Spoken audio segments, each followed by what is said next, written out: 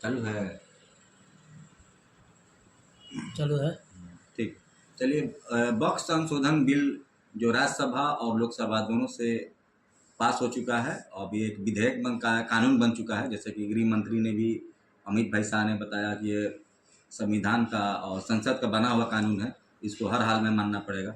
तो अभी हमारे साथ भाजपा के प्रदेश नेता, प्रदेश मंत्री नंद प्रसाद चौहान जी हैं, जो पूर्व में जिला परिषद के सभापति भी रहे हैं। क्या कहना चाहेंगे सर? देखिए, वक्फ संशोधन बिल 2025, बड़े लोग जो उसमें वक्फ बोर्ड पे अपना एकाधिकार राज कायम किए थे, कुंडली मार के बैठे थे, उन्हें लगता है कि हमारे अधिकारों में हनन हो रहा है, छीना जा रहा है और गरीब मुसलमानों को वह अधिकार दिया जा रहा है।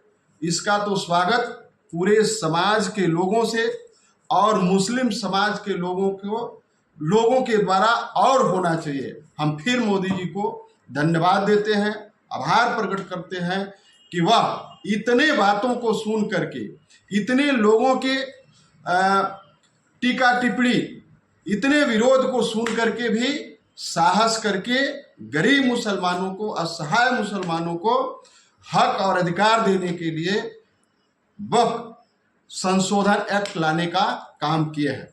सर, एक चीज देखा जाए, एक वीडियो वायरल हो रहा है संसद में का, कि जो पूर्व मुख्यमंत्री लालू, जब 1995 में वक्फ एक्ट संशोधन बिल आया था, उस समय भी केंद्र की राजनीति में श्री लालू प्रसाद यादव जी एक बड़े कद के नेता थे और उस सरकार में भी बहुत ही बड़े कद के भागीदार भी थे।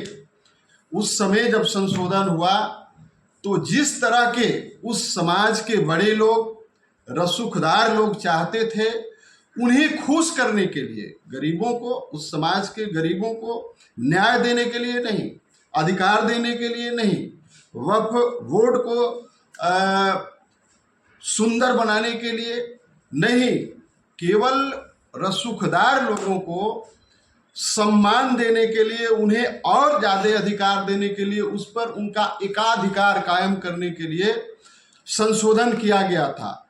वह केवल वोट पुष्टिकरण का वक्फ एक्ट संशोधन था। अभी जो वक्फ एक्ट संशोधन है वह मुस्लिम समाज में गरीब भाइयों के हक और अधिकार देने का यह संशोधन बिल है और मोदी जी लाए हैं।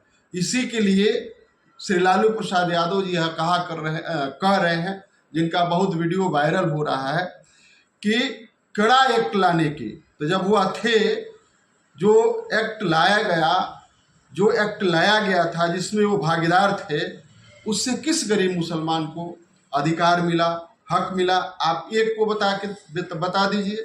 लेकिन अभी जो एक्ट आया है, इसमें हर गरीब और हर असहाय मुसलमान के प्रतिनिधि को शामिल किया जाएगा, उनके बातों को भी वहां रखने का, उनके विचारों को भी वहां रखने का और उनके विषय में भी वहां निर्णय होने का अवसर यह मोदी सरकार देने का प्रयास किया है। और आने वाले समय में निश्चित रूप से अल्पसंख्यक समाज के सभी लोगों के अधिकारों का रक्षा होगा, सुरक्षा होगा, मिलेगा वाले हैं। इसके लिए तहे दिल से मोदी जी और मोदी जी के सरकार को धन्यवाद और आभार प्रकट करना चाहते हैं, इसलिए कि वक्फ संशोधन बिल जो अभी बना है, इसमें मुस्लिम समाज के सभी लोगों को न्याय और हक मिलने वाला है।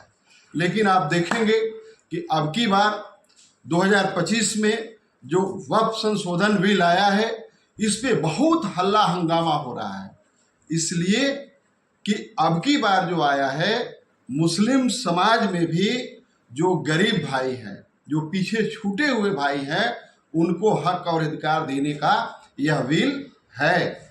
आप इसके पहले जब इसका अध्ययन करेंगे तो एक बार नहीं, अनेक बार वक्फ एक्ट का संशोधन हुआ है।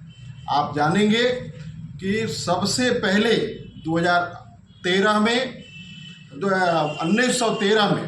1913 में वक्फ बोर्ड गठन का प्रपोजल आया था।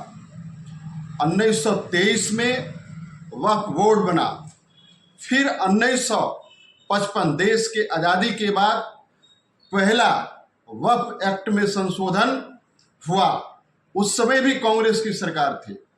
1995 में दूसरा बार वक्फ एक्ट का संशोधन हुआ। उस समय भी कांग्रेस की सरकार थी। फिर 2013 में वक्फ एक्ट का संशोधन हुआ। उस समय भी कांग्रेस की सरकार थी, लेकिन इतना हल्ला नहीं हुआ, केवल आईवास हुआ।